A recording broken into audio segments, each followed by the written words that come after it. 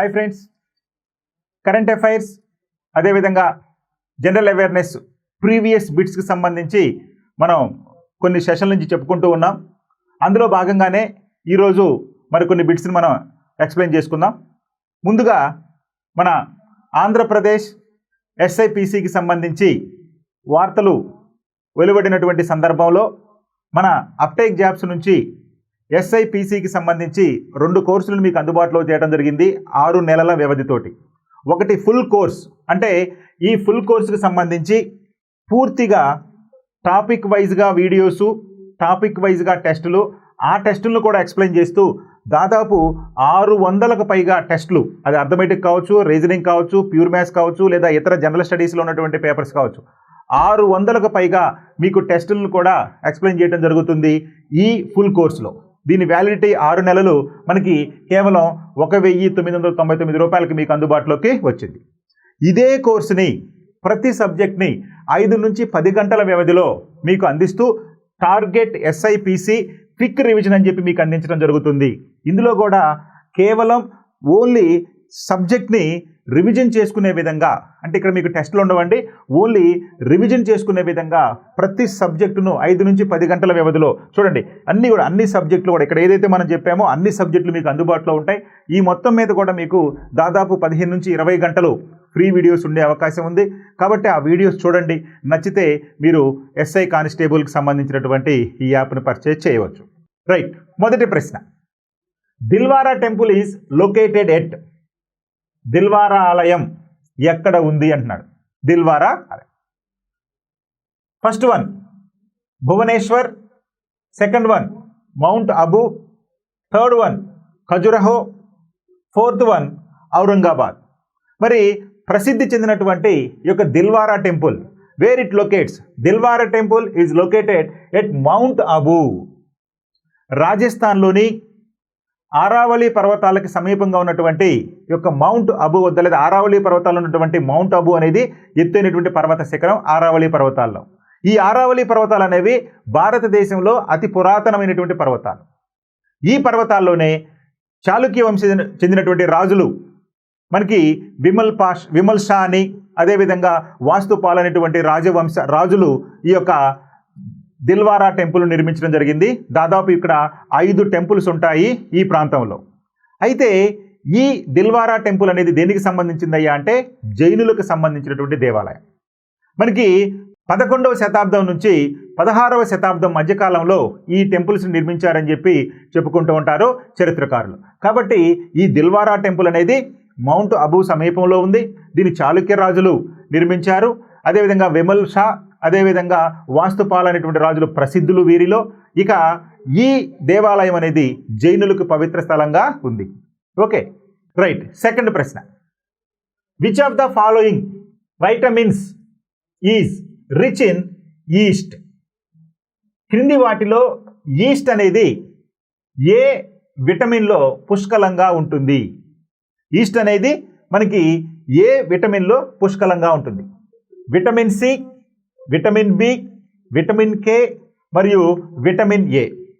ఇందులో ఈస్ట్ అనే పదార్థం ఏ విటమిన్లో పుష్కలంగా ఉంటుందయ్యా అంటే బి విటమిన్, వైటమిన్ బిలో మనకి ఈ యొక్క ఈస్ట్ అనేది పుష్కలంగా ఉంటుంది. కాబట్టి రైట్ ఆన్సర్ ఇది. మరి విటమిన్ సి ఎందులో ఉంటుందంటే సిట్రస్ ఫ్రూట్స్లో మనకి పుష్కలంగా ఉండే విటమిన్ ఏంటండి అంటే మనకి సి ఉంటుంది. ఇక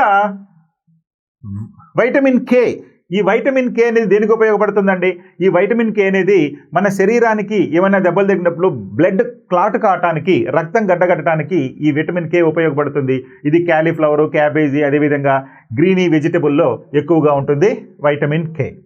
ఇక వైటమిన్ ఏ తీసుకుంటే ఇది క్యారెట్లో ఎక్కువగా ఉంటుంది. దీని కనుక లోపిస్తే కనుక మనకి రేచీకటి కూడా వచ్చిందని చెప్పి మనకి తెలుసు. సో ఈ విధంగా మనకి ఈ ఈస్ట్ అనేటువంటి పదార్థం ఏ వైటమిన్లో ఎక్కువగా ఉంటుందంటే మనకి బి వైటమిన్లో ఎక్కువగా ఉంటుంది ఈస్ట్ అనేటువంటి పదార్థం. ఓకేనండి. Next third question, in which part of the Constitution are the directive principles of state policy exist? Directive principles of state policy అంటే ఏంటండి? ఆదేశిక సూత్రాలు. మనం ఐరిష్ రాజ్యాంగం నుంచి తెచ్చుకున్నాం కదండి, మన రాజ్యాంగంలో పొందుపరుచుకున్నాం ఆదేశిక సూత్రాలు. మరి ఈ ఆదేశిక సూత్రాలు అనేవి రాజ్య విధాన ఆదేశ సూత్రాలు రాజ్యాంగంలోని ఏ భాగంలో పొందుపరచబడినాయి? రాజ్యాంగంలో ఏ భాగంలో పొందుపరచబడినాయి? మనం చెప్పుకున్న రాజ్యాంగంలో 25 భాగాలు ఉంటాయి. అందుట్లో మరి ఏ భాగంలో ఈ యొక్క directive principles of state policy ఉంటుంది? First one part 5, part 6, part 3 మరియు పార్ట్ 4. మరి వీటిలో ఏ పార్ట్లో రాజ్యాంగంలోని ఏ విభాగంలో లేదా ఏ భాగంలో ఈ యొక్క ఆదేశిక సూత్రాలు అనేవి పొందుపరచబడినాయి అంటే మనకి పార్ట్ 4లో పొందుపరచబడినాయి. మనకి పార్ట్ 1 తీసుకున్నాం అనుకోండి, అది మన భూభాగం గురించి మన సరిహద్దుల గురించి చెప్తుంది. ఇండియన్ యూనియన్ మరియు మన భూభాగం గురించి చెప్తుంది పార్ట్ 1.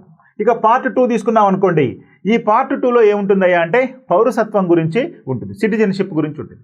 ఇక పార్ట్ 3 తీసుకున్నాం అనుకోండి, ఈ పార్ట్ 3 అనేది మనకి ఫండమెంటల్ రైట్స్ ప్రాథమిక హక్కుల గురించి పేర్కొనడం జరుగుతుంది పార్ట్ 3. ఇక పార్ట్ 4లో ఏముంటుందయ్యా అంటే ఆదేశిక సూత్రాలు ఉంటాయి. ఇక పార్ట్ 5 తీసుకున్నాం అనుకోండి, యూనియన్ గవర్నమెంట్ అంటారు లేదా సెంట్రల్ గవర్నమెంట్ అని చెప్పి ఉంటుంది దాని గురించి. ఇక పార్ట్ 6లో మనకి స్టేట్ గవర్నమెంట్ గురించి ఉంటుంది. ఈ విధంగా మనకి రాజ్యాంగంలోని మొదటి 6 భాగాల్లో విపులంగా పొందుపరచబడి ఉంటుంది. నీకు కేంద్ర ప్రభుత్వం గురించి ఏమైనా సమాచారం కావాలి లేదా ఆర్టికల్స్ గురించి కావాలనుకోండి, వెంటనే మీరు రాజ్యాంగంలోని 5వ భాగం గురించి చర్చించాలి లేదా చూడాలి. అదేవిధంగా రాష్ట్ర ప్రభుత్వాల గురించి తెలుసుకోవాలనుకోండి 6వ భాగం. ఇట్లా మనకి రాజ్యాంగంలో ఈ యొక్క భాగాలలో వివిధ అంశాలను పొందుపరచడం జరిగింది అధికరణల రూపంలో. Okay right. కాబట్టి ఈ ప్రశ్నకు సమాధానం ఏంటయ్యా అంటే పార్ట్ 4లో ఆదేశిక సూత్రాల గురించి వివరించబడింది. 4వ ప్రశ్న, which of the following is A renewable fuel source? Which of the following is A renewable fuel source అన్నాడు. అంటే కింది వాటిలో పునరుత్పాదక ఇంధన వనరు ఏది? పునరుత్పాదక రిన్యూవబుల్ మరలా పునరుత్పాదక ఇంధన వనరు ఏది? పెట్రోలియం, బొగ్గు, coal, sin gas, natural gas. వీటిలో పెట్రోలియం ఇది పునరుత్పాదక కాదు, వినియోగించే కొద్దీ తరిగిపోయే లక్షణం ఉన్నటువంటిది ఈ యొక్క పెట్రోలియం. అదేవిధంగా బొగ్గు, దీనిని కూడా వినియోగించుకునే కొద్దీ తరిగిపోతుంది, పునరుత్పత్తి అయ్యే అవకాశం లేదు. ఇక 4వది న్యాచురల్ గ్యాస్, ఇది కూడా పునరుత్పాదక వనరు కాదు. సో కాబట్టి ఈ 3 మనకి తెలుసు, ఇవి కావు. అదే కానిది ఏదయ్యా అంటే మనకి సిన్ గ్యాస్గా మనం చెప్పుకోవాలి. మరి ఈ సిన్ గ్యాస్ అనేది ఎలా ఉత్పత్తి అవుతుంది అంటే బయో వ్యర్థాలు, వేస్ట్ మెటీరియల్ నుంచి ఈ యొక్క సిన్ గ్యాస్ అనేది ఉత్పత్తి అవుతుంది, బయో వ్యర్థాలు. కాబట్టి బయో వ్యర్థాలు అనేవి మనకి ఎప్పుడు కూడా మనం వినియోగించుకునే కొద్దీ బయో వ్యర్థాలు ఉంటాయి. కాబట్టి అంటే మానవాళి ఉన్నంత వరకు ఈ బయో వ్యర్థాలు ఉంటాయి కాబట్టి మనం దీనిని మరలా తయారు చేసుకోవచ్చు. అయితే ఇది ఈ యొక్క బయో వ్యర్థాల నుంచి వాస్తవానికి ఇది హైడ్రోజన్, అదేవిధంగా కార్బన్ మోనాక్సైడ్, కార్బన్ డయాక్సైడ్, అదేవిధంగా మీథేన్, నీటి ఆవిరి వంటి వాయువులు ఈ సిన్ గ్యాస్లో ఉంటాయి. ఈ యొక్క సిన్ గ్యాస్నే ప్రొడ్యూసర్ గ్యాస్ అని కూడా పిలుస్తారు. దీన్ని వినియోగించడం వలన మనకి వాతావరణంలో కలుషితం కూడా తక్కువగా ఉంటుంది. ఇప్పుడు మనకి పెట్రోలియం కానీ బొగ్గు కానీ సహజవాయువుని వినియోగిస్తే వాతావరణంలో కాలుష్యం పెరిగిపోయే అవకాశం ఉంటుంది. కానీ ఈ యొక్క సిన్ గ్యాస్ వినియోగించడం వలన పర్యావరణానికి హాని కూడా తక్కువగా ఉంటుంది. సో ఈ విధంగా ఇక్కడున్నటువంటి ఆప్షన్స్లో పునరుత్పాదక ఇంధన వనరు అంటే సిన్ గ్యాస్గా గుర్తుపెట్టుకోవాలి. 5వ ప్రశ్న, ఆధునిక కంప్యూటర్ల పితామహుడు అని ఎవరిని భావిస్తారు? ఆధునిక కంప్యూటర్ల పితామహుడు. First one Charles Babbage, second one Gordon E Moore, third one Alan Turing, fourth one James Gosling. ఈ నలుగురిలో ఆధునిక కంప్యూటర్ల పితామహుడు అని ఎవరిని పిలుస్తారయ్యా అంటే చార్లెస్ బాబేజ్ని పిలుస్తారు. ఈయన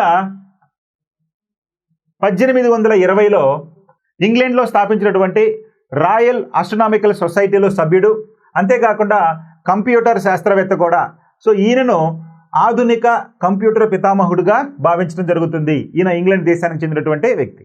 అదేవిధంగా గోర్డాన్ ఈ మూర్ వచ్చేసి ఈయన కూడా ప్రసిద్ధి చెందినటువంటి కంప్యూటర్ శాస్త్రవేత్త అయినప్పటికీ మనకి చార్లెస్ బాబేజే ఆధునిక కంప్యూటర్ పితామహుడుగా గుర్తించబడ్డాడు.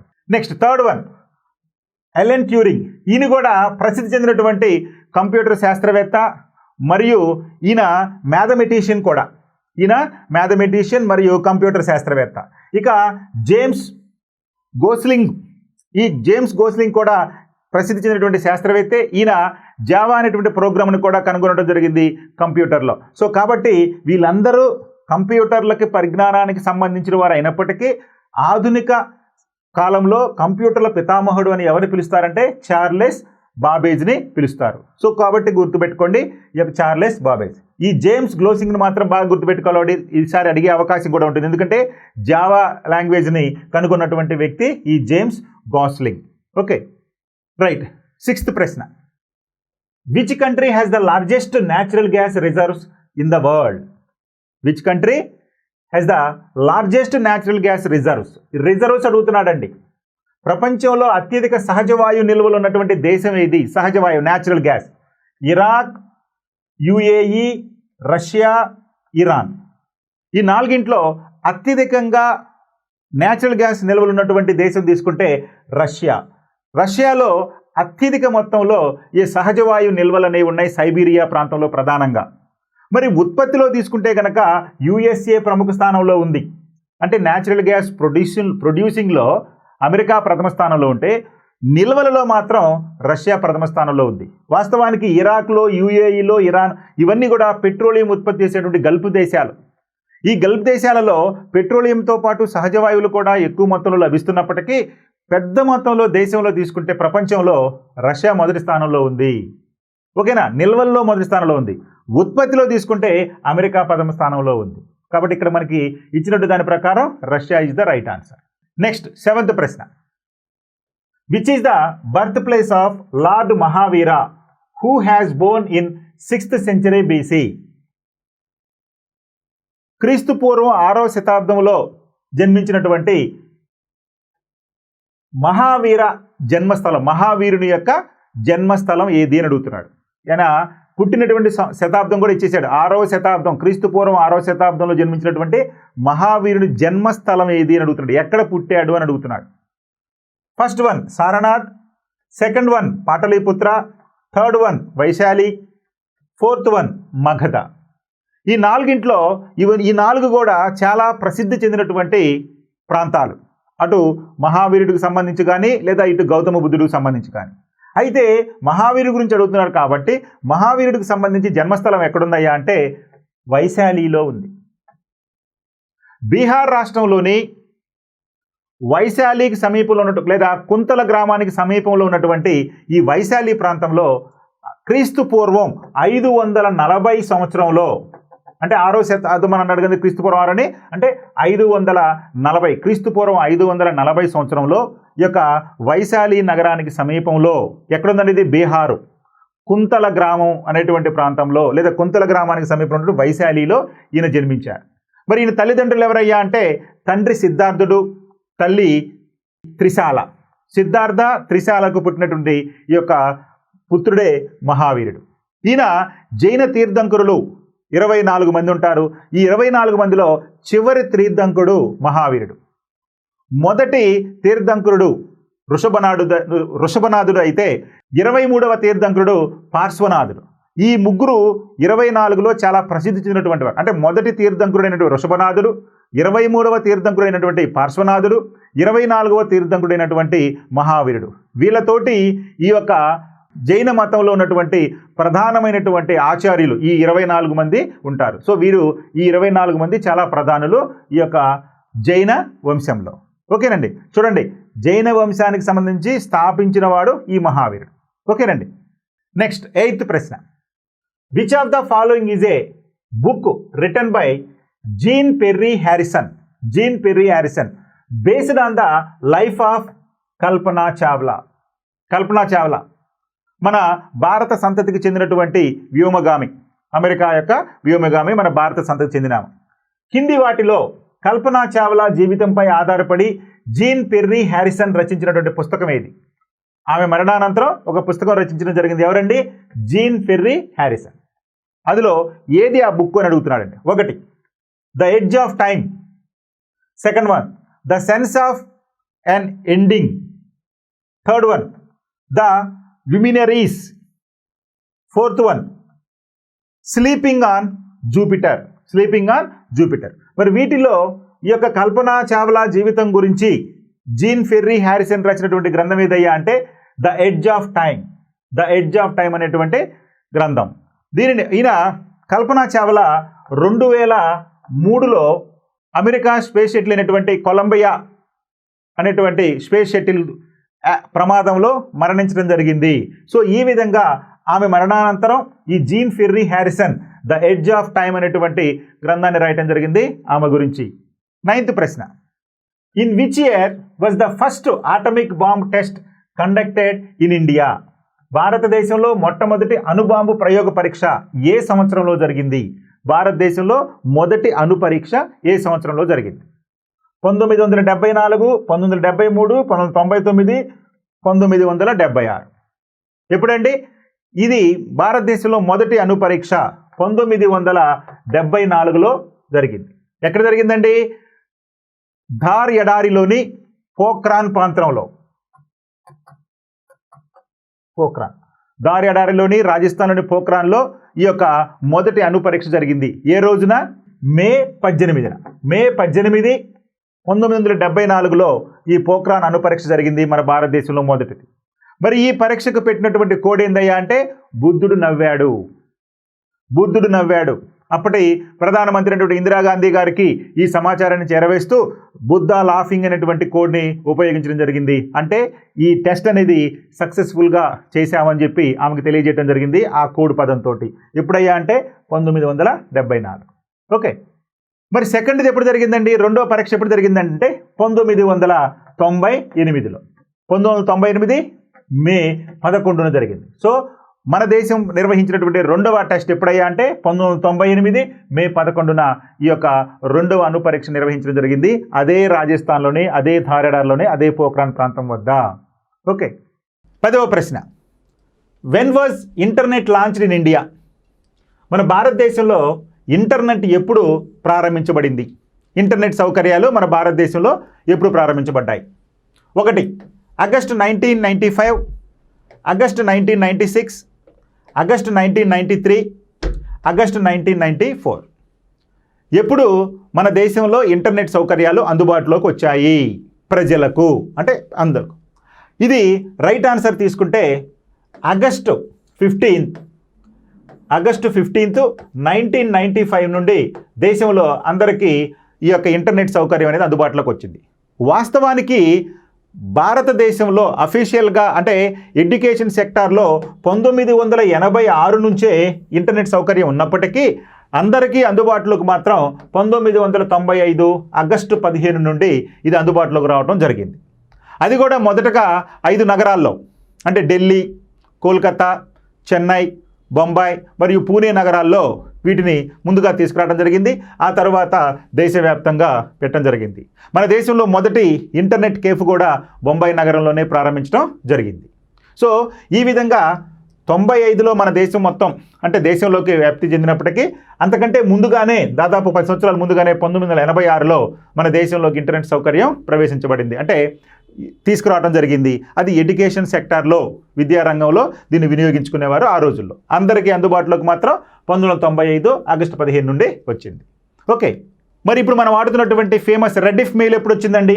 రెడిఫ్ మెయిల్ వచ్చేసి 1996 అంటే అందరికి అందుబాటులోకి వచ్చిన సంవత్సరం నెక్స్ట్ సంవత్సరమే 1996లో ఈ రెడిఫ్ మెయిల్ అనేది మన దేశంలో అందుబాటులోకి రావడం జరిగింది.